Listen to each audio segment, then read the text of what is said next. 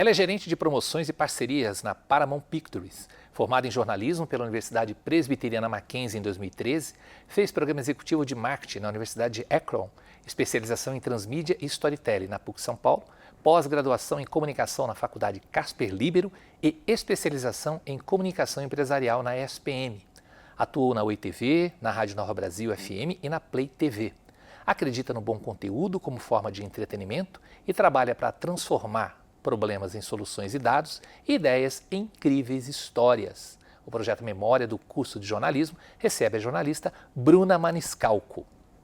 Bruna, quanta coisa que você fez. Que prazer estar aqui Prazer para conversar é meu, um eu pouquinho. agradeço, você está sempre presente aqui.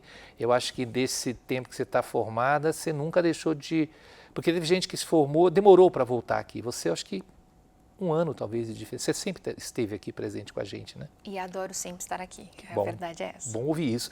Bom, vamos começar com o básico que eu sempre começo. Por que o jornalismo e por que o Mackenzie? Não tenho ideia do jornalismo. Isso é uma coisa muito interessante da minha história, quando eu lembro da minha infância querendo ser veterinária. Sempre quis ser veterinária, sempre amei bichos de maneira completamente louca, apaixonante. E eu me encontro no colegial sem saber o que eu queria fazer, né? Eu acho que curioso quando a gente tem 15, 16, 17, 18 anos e as pessoas perguntam o que você quer fazer, né? O que você quer ser. E eu estou falando de 20 anos atrás da minha história e eu não sabia efetivamente, né, o que eu queria fazer. E eu fazia uma série de testes vocacionais, até que um dia alguém me disse que eu era muito comunicativa. E achei aquilo bem interessante. Achei que comunicativa e comunicação era uma carreira e vim para o jornalismo com um tiro no escuro, para falar a verdade. Mas o Mackenzie não foi um tiro no escuro. Eu passei na faculdade, passei aqui, passei em outras e visitei todas com os meus pais na época. E eu lembro de entrar aqui no RW e ficar chocada com a estrutura. Assim, foi a estrutura, a apresentação, a condução de quem nos mostrou, né? Meus pais estavam muito preocupados com esse lugar que eu estaria, né? Eu sempre estudei em colégios pequenos, nunca estudei em colégios grandões. Seguro, né? Seguros, né? Filha única, aquela coisa, onde minha filha vai estar. E aí, quando eu visitei aqui, eu olhei e falei, caramba, eu não sei se é jornalismo, mas eu sei que é Mackenzie. E foi o que... Olha onde eu estou aqui. Foi um acerto. Foi um acerto. Já tinha esse estúdio, eu acho que na época. Já tinha esse estúdio na época. Tinha o prédio de fotografia, era espalhado um pouco, né? O jornalismo, ele era espalhado. A gente tinha aula no prédio 9, a gente tinha aula, né? Tinha aula no prédio de fotografia, a nossa biblioteca era 2, né? Ela, até hoje ainda.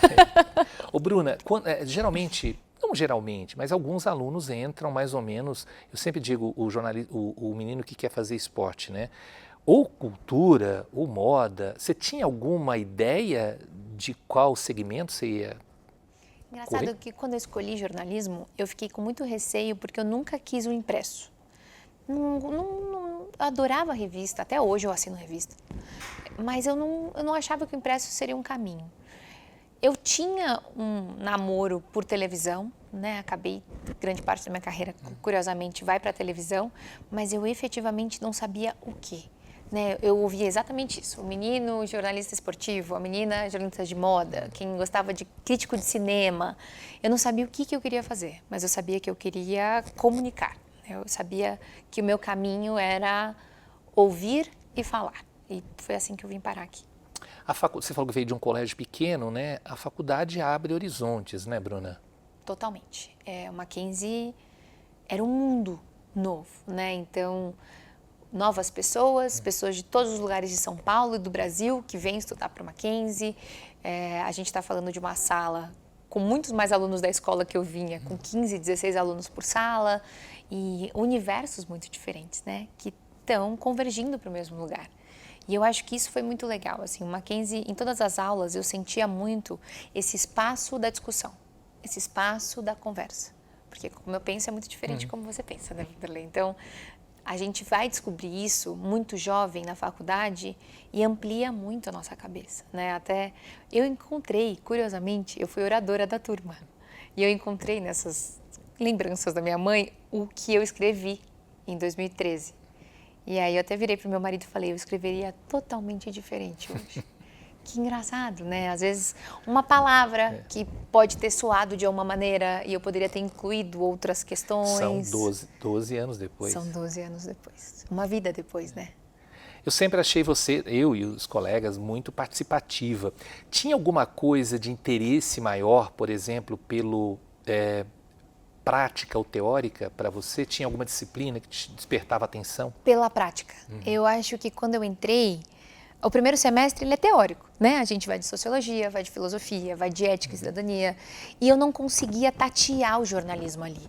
Até porque eu não tinha ninguém na minha família ou próximo que era jornalista. Então eu não conseguia entender o que um jornalista efetivamente fazia. E eu encontrava isso nas optativas, nas eletivas, nas oficinas. A oficina de telejornalismo, olhar para uma câmera e falar o que está escrito ali no TP. Escrever uma matéria. Esses dias até eu vi uma matéria de dado, puramente, e eu lembro de uma oficina que a gente teve com o Sandano, de jornalismo de dados. Como é que eu podia criar uma matéria? Não era tão falado na época, né? Nada, né? A gente tá assim, apesar de a gente usava plenamente a internet, a gente teve uma revolução nos últimos anos, né? Então, desde inteligência artificial até o uso mesmo, né, do produtor de conteúdo. Então, acho que foi muito legal ter na faculdade já um contato com o jornalismo de dados, quando ele acabava ainda sendo um embrião, né? A gente vai chegar na sua trajetória, no que você faz hoje, mas assim, eu te via, assim, a Bruna apresentando, diferentemente de vocês, assim, o aluno fala, eu via você apresentando, por que você me decepcionou? Por que você não apresentou um telejornal? Por que você não foi para o jornalismo de televisão? Eu até hoje não sei por quê. É algo que eu adoro fazer, né? Eu fui repórter, eu apresentei programa, né? Na OITV eu acabei estando nesse espaço. Eu não sei te responder. E sabia que é uma coisa que às vezes mexe na minha cabeça? Porque acabou que eu fui... Você gostava? Eu amo. Ainda hoje eu adoro. Acabo, né? Venho, apresento a recepção de calouros. No trabalho mesmo, na Paramount, vira e mexe, tem algum tipo de discussão e eu sou mediadora. Eu não sei por que não fui para o outro lado, mas é muito curioso como as coisas foram acontecendo, né? Como é que eu fui parar onde eu estou hoje? É muito curioso, assim, ver um dominozinho que nem eu tinha preparado, assim. Eu não tinha muito um plano de carreira. Eu fui trabalhando, né? Eu comecei a trabalhar no segundo ano da faculdade, quando vi... já estava só trabalhando em outro ritmo. Então, eu não sei se eu te decepcionei, se eu me decepcionei ou se eu ainda tenho tempo para te dar orgulho. A gente tem conversado com muita gente aqui, jornalistas formados aqui, mas que não estão na redação tradicional. Sim. Não é um jornalismo tradicional. E eu nem sei se dá para chamar esse jornalismo tradicional, a Folha, a CBN, a Globo, ou por aí afora. Que formação que eu tenho que ter para fazer o que você faz? Ou seja, que formação o jornalista tem que ter? Ele é um comunicador de forma geral? Ele tem que ter essa formação de comunicador de forma geral? Uma coisa que eu acho que o jornalismo me trouxe, e eu passei por pesquisa de mercado, hoje eu trabalho mais com marketing, parcerias, mas o jornalismo me trouxe uma versatilidade de entender o meu interlocutor e a mensagem que eu preciso, que nesse sentido, eu acho que qualquer profissão, o jornalista se encaixa, né? Uma coisa, quando a gente entra na faculdade, eu tinha um pouco dessa utopia, que eu entro no jornalismo e eu vou ser jornalista de redação, né? E aí quando você vê o emaranhado de possibilidades que você pode se encaixar e que o jornalismo efetivamente abre o caminho, você estranha, né? Hoje eu trabalho na Paramount Pictures, a gente é um time de marketing que se divide em 3 vertentes, né? Eu sou parcerias, promoções e eventos, publicity e mídia.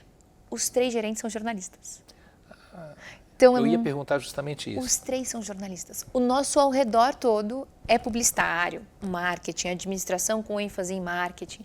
Mas nós 3 somos jornalistas. E é muito curioso como a gente encara diferente muitas coisas. Como a gente se preocupa da comunicação, da mensagem, de como é que a gente chega ali, sabe? É interessante refletir um pouco sobre isso. Você acredita que um curso, ou a academia, uma formação acadêmica ainda é importante para a formação de um comunicador? Eu tenho certeza. Eu estava conversando esses dias com uma prima de 18 anos, né? E ela meio que questionou a necessidade de uma faculdade. A faculdade vai muito além do diploma, né? A faculdade vai da vivência, da preparação, do primeiro contato que você tem com aquilo que você acredita que você gosta, né? As pessoas vão pela faculdade pelo que você gosta. Eu acredito não só pela necessidade da ética, pela necessidade dos pontos de vista diferentes. Eu vejo a faculdade extremamente necessária como profissional e como uma boa pessoa. Teoria e humanidades, por exemplo. Teoria. A prática você pode adquirir no cotidiano. Sem dúvida. E até é legal quando você, com o contrato da academia, você consegue fazer o paralelo. Nossa, o mercado de trabalho não é por aí. A mesma coisa você consegue fazer no mercado de trabalho. Poxa, mas na academia o raciocínio é um pouco diferente, né? E isso é interessante do Mackenzie. Eu nunca senti o Mackenzie completamente acadêmico.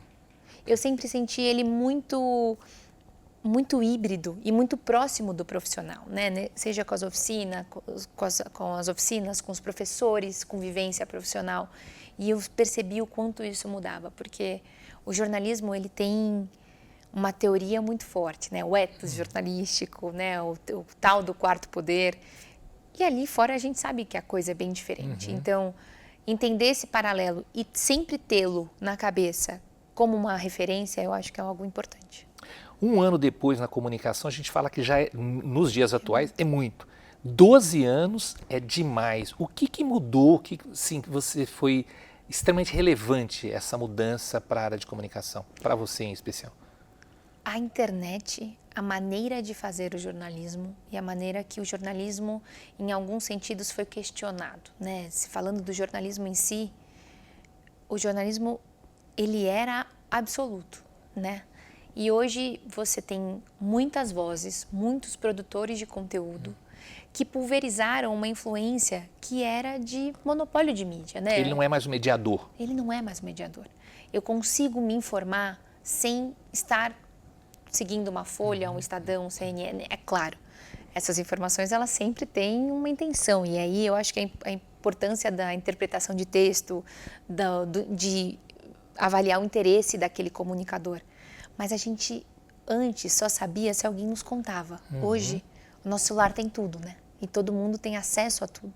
E a pulverização dessa produção de conteúdo teve um impacto financeiro, né? Nas grandes corporações e moral também, né? A reputação das grandes corporações ela é colocada em xeque em muitos sentidos, o que muito, por um lado, é ótimo, né? Porque você consegue ter outros pontos de vista e toda vez que algo é dito como absoluto, tem várias outras maneiras de você efetivamente checar se aquilo é verdade absoluta, né?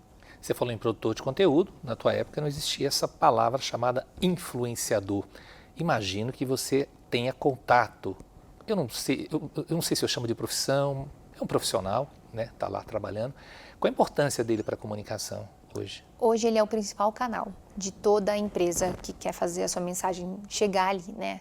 É como se você quer chegar em muitas pessoas, você faz uma mídia, e aí usando um termo nosso, né, de grande alcance. Uma TV aberta, um jornal, uma revista.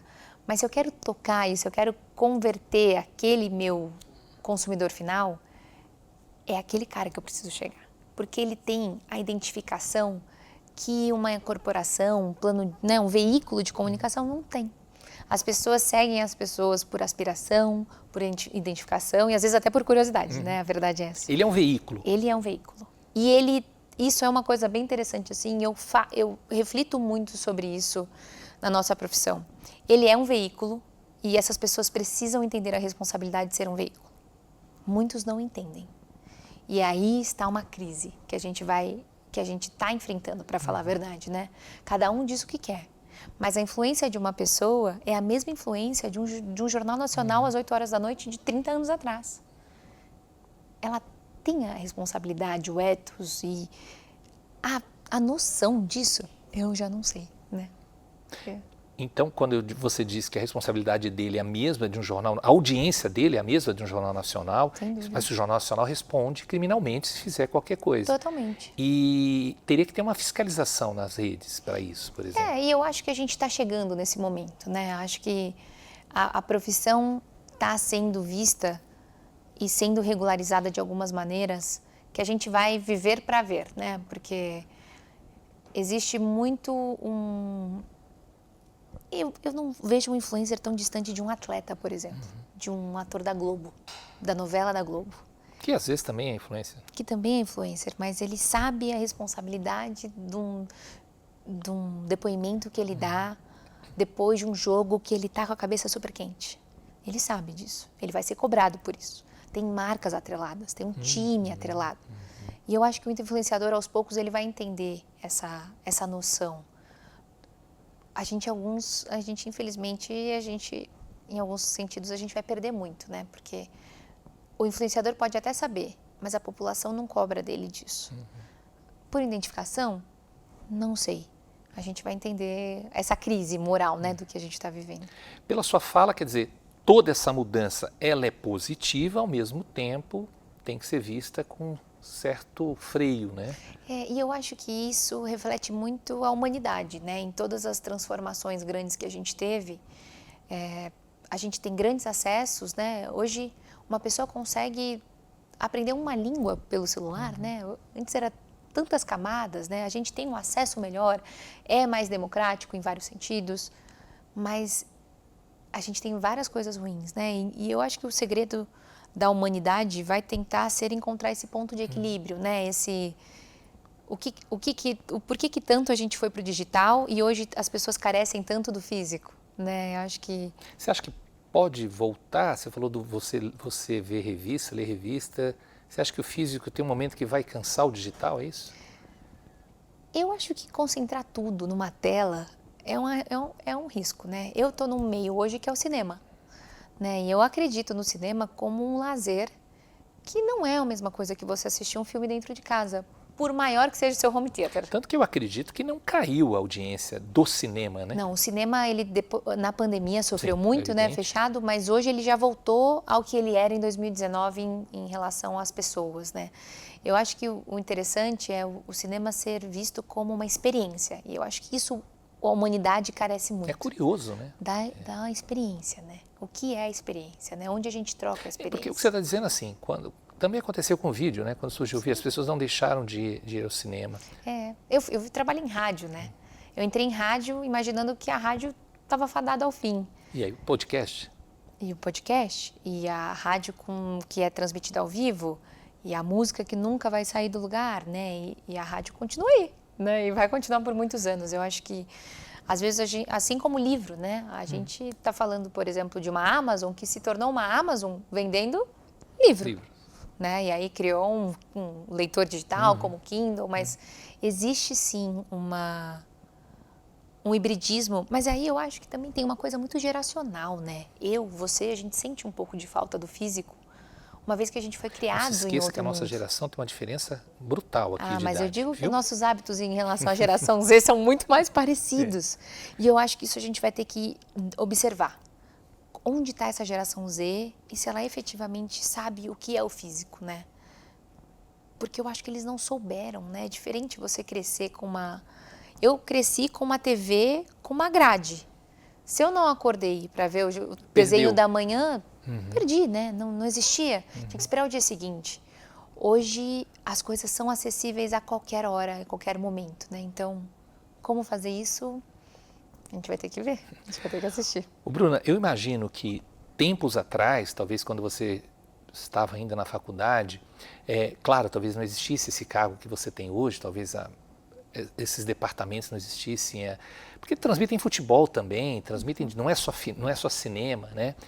Qual é o perfil de um profissional, eu vou falar jornalista / comunicador, que perfil que esse cara tem que ter para trabalhar nessa área, por exemplo, ou para trabalhar no jornalismo não tradicional, ou na área de comunicação geral? Ele tem que estar muito disposto a viver mudanças o tempo inteiro. Eu vivi uma área de TV paga, que virou um streaming, que vive um streaming pago, e depois um streaming gratuito, e tudo isso muda a estratégia total de uma empresa, né? Então, estar muito atento às mudanças do mercado como um todo é essencial para esse jornalista não tradicional, né? E estar em outras áreas. Assim. O que eu vejo muito é um hibridismo de tudo. Eu tenho que entender um pouco da minha área, que é parcerias e promoções, eu entendo de eventos, eu troco com um cara de mídia e eu tenho que entender o valor da mídia, porque, na verdade, tudo isso é a mensagem que eu quero passar, né? Então, se eu trabalhasse na Paramount Pictures, se eu trabalhasse na Amazon, se eu trabalhasse no iFood, qual que é o objetivo, né? O objetivo é ter a mensagem correta para o consumidor final, para que o consumidor final faça o que eu estou esperando que ele faça. No caso da Paramount, eu espero que ele vá ao cinema assistir o filme, né? Mas se eu fosse no iFood, eu gostaria que ele fizesse mais pedidos de iFood. Se eu fosse na Amazon, eu quero que ele converta mais dinheiro no carrinho, né? Então, o objetivo é sempre o mesmo. E se a gente encarar o objetivo como a mensagem principal, é entender quem é esse interlocutor, quem sou eu que estou falando, onde eu consigo acessá-lo, né? Valeu a pena fazer jornalismo? Não mudaria nunca o curso que eu fiz. Eu nem sei o que eu faria, mas o jornalismo me deu uma base de tudo. E foi muito legal me formar com pessoas que queriam coisas tão diferentes, né? Porque a pessoa ia apresentar um trabalho, ela estava falando sobre como o Real Madrid evoluiu. E a outra pessoa estava falando sobre os anos de Vogue no Brasil. O outro está falando sobre o tempo. Sobre o tempo, Timor-Leste, né? A gente estava conversando aqui. Causas humanitárias, causas pet, né? É tão amplo o jornalismo que, nesse sentido, ele me deu essa possibilidade de pensar sempre no diferente. Né? Eu acho que a brincadeira de tornar problema solução, ela é a do jornalista, né? Porque é essa organização de informação. O jornalista tem essa missão, né? De organizar a informação para ser divulgada. E a mesma coisa acontece em todas as áreas, né? Eu organizo uma série de problemas para encontrar uma solução. Então, sim, valeu muito a pena. Com essa visão toda que você já tem, né? Com essa experiência toda, aquela menina vindo com os pais, você falaria o que para ela? Olha, que pergunta boa. Eu falaria que a jornada era muito mais ampla do que ela um dia poderia imaginar. E que ela não precisava se preocupar com o próximo passo. Eles iam aparecer e eu só precisava ter coragem para acreditar no desconhecido. Eu acho que isso... A minha carreira foi, curiosamente, muito levada por oportunidades que eu não calquei, assim. Apareceram. Não organizou, não organizei, calculou. não planejei. Alguém um dia virou para mim e falou, você sabe fazer? E eu, por muitas vezes, disse que sim e não sabia. Por outras vezes, eu disse que não sabia, mas aprendia. Então, eu acho que aquela menina só precisava de um pouco de coragem para dar o passo no desconhecido. E que bom que ela deu o passo no desconhecido do jornalismo. Coragem, né? Às vezes dá um pouco de medo, mas ela às vezes tem... Ela vai com medo mesmo na maioria das opções, não tem outra. Então, Bruna, bom, obrigado, viu, querida? Eu ouvi a sua fala, você vem sempre aqui conversando com a gente, conversando com os alunos. Essa experiência é muito importante nesse momento, porque mudou demais, né? Muito. E a gente tem que ouvir muito vocês, né? Porque a gente está dentro da academia, está discutindo algumas questões relacionadas às técnicas do curso e tal, mas o mercado é muito rápido. O mercado é muito rápido. E vocês, com essas experiências de 10, 15, até 20 anos, né? É muito importante para a gente também e para os alunos. Você está sempre convidado, sabe disso. Ai, muito obrigada. Olha, o mais importante também é eu ouvir. É muito legal quando eu venho e você me traz alguma coisa ou algum aluno faz alguma pergunta, porque daqui 5, 6 anos esse cara vai ser meu colega de trabalho. Pois é. E ele vai vir com uma mentalidade muito diferente, né? O jeito que ele imagina o trabalho, o jeito que ele imagina, vai mudar o escopo, né? Hoje a gente tem uma questão intergeracional, que é um chefe de 70, um diretor de 50, um gerente de 30, 40, um analista de 20, e aí a gente está falando de pessoas que nasceram depois dos anos 2000, com pessoas que nasceram em 1960, né? Então... Essa troca com a faculdade, para mim, é sempre muito proveitosa, porque eu gosto de ouvir. Você sabe que eu sempre chego com mais perguntas para você do que você para mim. Eu só estou esperando você vir dar aula. Né? Nossa, esse plano Ele não saiu. Ele não saiu da sua cabeça. Ele não saiu da minha cabeça. Só preciso organizar, porque fazer o mestrado sendo uma pessoa que trabalha numa empresa é muito mais difícil. Mas aqui efetivamente está um plano que eu tracei. É dar aula aqui no Mackenzie. Você sabe disso. Obrigado, querida. Obrigadíssimo. Muito obrigada. Prazerzão. Foi sempre bom estar aqui.